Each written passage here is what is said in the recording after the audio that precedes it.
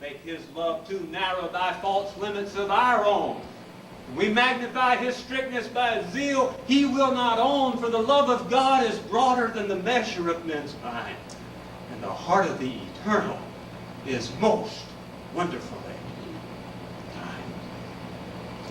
He was a mover, he was a thinker, he was a forgiver, and he passed on to me also his love of music. Part of the audio for the presentation was a tape that I made of him playing the piano in the early 80s. I found that tape and took it to him when he was in the hospital. And as my siblings sat around his bed last week, I asked him, did he want to hear that tape? He said, all right. And I played it of him playing the piano. And when it ended, he said, that is good piano playing. His daddy wrote to me that leading congregational singing was one of the greatest pleasures he'd ever known.